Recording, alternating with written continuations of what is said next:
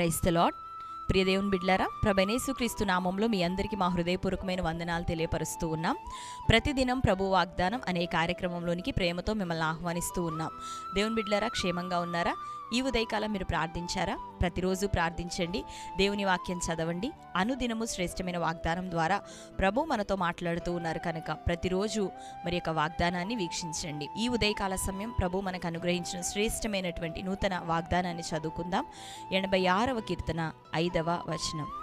ప్రభువా, నీవు దయాళుడవు, క్షమించుటకు సిద్ధమైన మనస్సు గలవాడవు, నీకు మొరపెట్టు వారందరి ఎడల కృపాతిశయము గలవాడవు. ఆమెన్. హల్లెలూయా. దేవుని బిడ్డలారా, మరి కీర్తనాకారుడు ప్రభు యొక్క హృదయాన్ని ఎరిగిన వాడే ఆయన స్వభావాన్ని ఎత్తిపట్టి మరి కీర్తనను రాస్తూ ఉన్నాడు. పరిశుద్ధ ఆత్మదేవుని యొక్క ప్రేరణ ద్వారా రాయబడుతున్న మాట ఈ ఉదయకాలం మనకి ఇవ్వబడుతున్న వాగ్దానం ఏమని అంటే, ప్రభువా, నీవు క్షమించుటకు సిద్ధమైన మనసు కలిగిన వాడో, నీకు మొరపెట్టు వారందరి ఎడల నీవు కృపాతిశయము గలవాడవు. ఆమెన్. హల్లెలూయా. దేవుని బిడ్డలారా, మన దేవుడు ఎలాంటి వాడు అంటే, నీవు నేను మన దేవుని యొక్క స్వభావం ఏంటో, ఆయన అంతరంగం ఏంటో, ఆయన తన ప్రజలను నడిపించు విధానం ఎట్టిదో, ఒకవేళ శిక్షించినట్లయితే ఆ శిక్ష వెనుక ఉన్న మర్మం ఏంటో, ఒకవేళ ఆదరిస్తూ ఉన్నట్లయితే ఆయన ప్రేమ ఎటువంటిదో మనందరం ఎరిగిన వారమైతే క్రీస్తు యేసునందు విశ్వాస యాత్రలో మనం స్థిరులుగా నిలబడగలుగుతాం, కదలని వారముగా నిలబడగలుగుతాం. ఎటువంటి గాలి తుఫాను వ్యతిరేకతలు వచ్చినా మన దోణె ఎంత మాత్రం అలల చేత అటు ఇటు కదలబడదు, కానీ క్షేమకరంగా ప్రభు వైపు గురి కలిగి నడిచేవారిగా మనందరం కొనసాగగలుగుతాం. కాబట్టి యేసయ్య యొక్క స్వభావం ఏమిటిదో మనం తెలుసుకోవటం చాలా ప్రాముఖ్యం మన ఆత్మీయ జీవితాల్లో. ఇక్కడ కీర్తనకారుడు ఏమన్నాడో విన్నాం కదా, చదువుకున్నాం కదా. ఏమంటున్నాడంటే, నీవు క్షమించుటకు సిద్ధమైన మనసు గలవాడో ప్రభువా. రెండోదిగా, నీకు మొరపెట్టు వారందరి ఎడల నీవు కృపాతిశయము కలిగిన దేవుడో. కాబట్టి దేవుని బిడ్డలారా, దేవుణ్ణి మనం సమీపిస్తున్నప్పుడు, ఆయనకు మనం మొరపెడుతూ ఉన్నప్పుడు, నిజముగా ఆయన సముఖంలో పశ్చాత్తాపముతో విరిగి నలిగిన హృదయం కలిగి ఆయన ఎద్దకు మనం వస్తూ ఉన్నప్పుడు, దేవుడు ఎలాంటి వాడంటే క్షమించుటకు సిద్ధమైన మనస్సు కలిగిన వాడు. ఆయన కఠినత్వాన్ని చూపాలని, కఠినత్వంతోనే నిత్యము ఉండాలని, నిత్యము కోపించాలని ప్రభు ఎప్పుడు అనుకోడు. కానీ తండ్రి కుమారుణ్ణి శిక్షించినట్టుగా, బెత్తముతో కొట్టిన ఎడల వారు చావకుండును అని రాయబడినట్టు, తండ్రి ప్రేమించు కుమారులందరినీ ఆయన గద్దించి శిక్షిస్తున్నాడు అని రాయబడినట్లుగా, తండ్రి ప్రేమ లాంటి ప్రేమ చేత, అంతకన్నా ఇంకా మించి కరుణ చేత మనల్ని మార్చుకోవాలా. మాట చేత, వాక్కు చేతనే, కఠినత్వాన్ని పూనక మాట చేతనే మనల్ని సరిదిద్దాలనే ప్రయాస మన దేవునిది. ఆయన నశించిపోతున్న దాన్ని వెతికి రక్షించడానికి లోకానికి వచ్చాడు.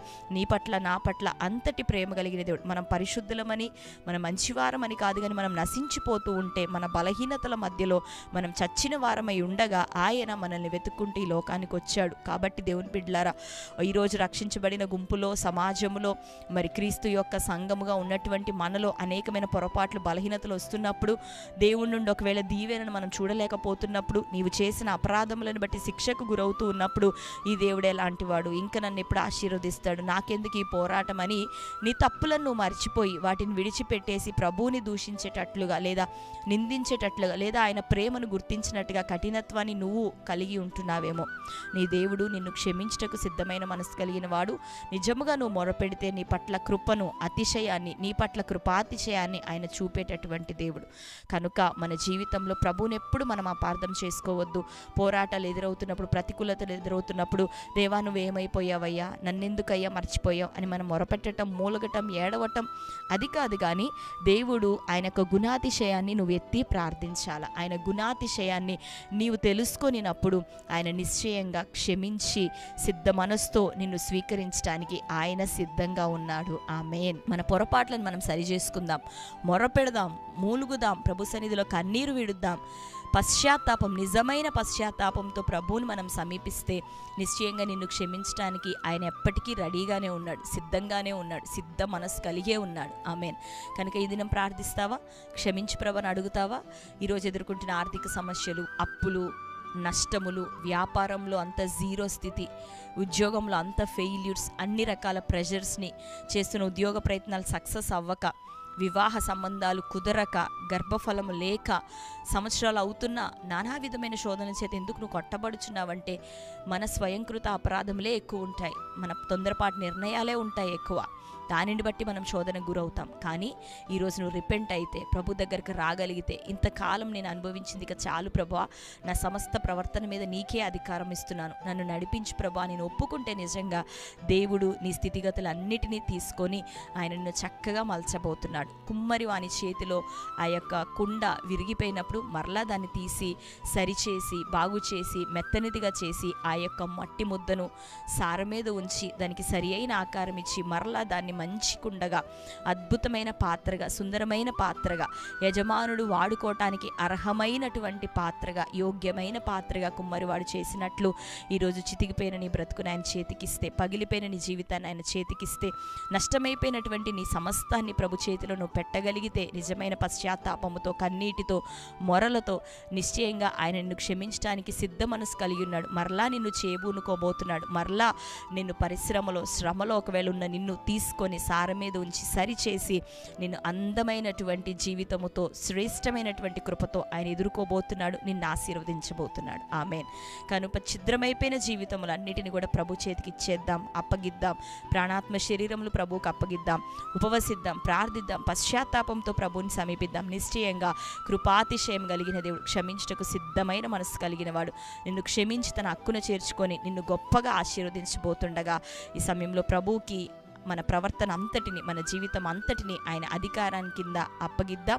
ప్రభు వైపు చూద్దాం, ప్రార్థిద్దాం. దేవుడు గొప్ప కార్యం మన జీవితాల్లో చేయునుగాక.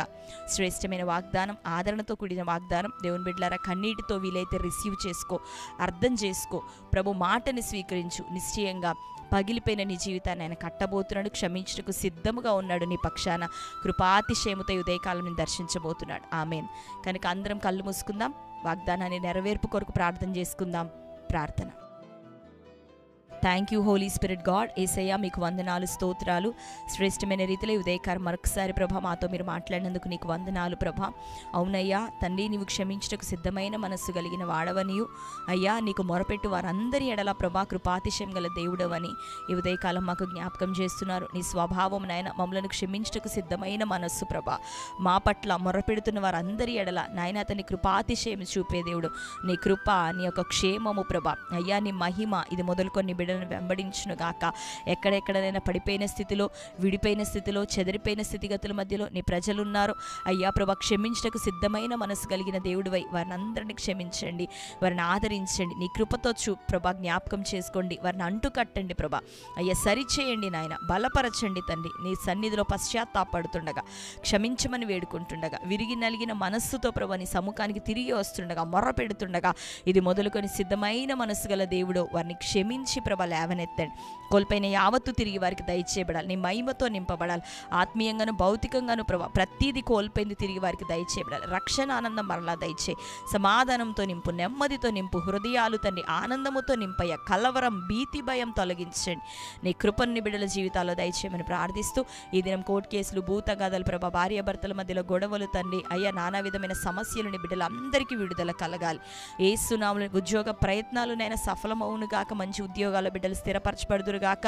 ఉద్యోగం చేస్తున్న బిడ్డలకి నైనా దీవెన దయచేయి. వ్యాపారంలో ఉంటున్న బిడ్డలను దీవించండి. వారి నష్టములను కొట్టివేయండి. నిండా అప్పుల చేత మునిగిపోయిన వారిని దర్శించి అప్పుల నుండి విడుదల దయచేయండి తండ్రి.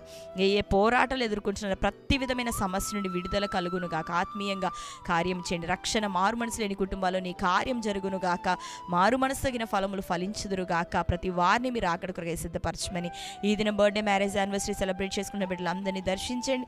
ఈ శ్రేష్టమైన వాగ్దానం వారి జీవిత కాలము ప్రభ నెరవేరును గాక. నువ్వు క్షమించుటకు నైనా సిద్ధమైన మనస్సు కలిగిన వాడవుగా వారి జీవితాల్లో ఉండి నీ కృపాతిశయమనే కిరీటం వారికి ధరింప చేయమని, బ్లెస్ చేయమని యేసయ్య నామంలో ప్రార్థించి పొంది ఉంటున్నాం తండ్రి. ఆమేన్.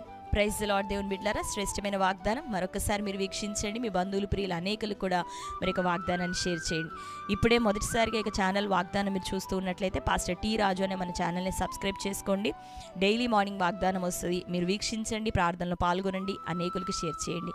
ప్రార్థన అవసరతలు ఉన్నవారు కామెంట్స్లో తెలియపరుస్తున్నారు. మీ అందరి కొరకు ప్రార్థిస్తున్నాం. దేవుడు మనందరికీ గొప్ప విడుదల, ఆశీర్వాదం అనుగ్రహించును గాక. God bless you. Praise the lord.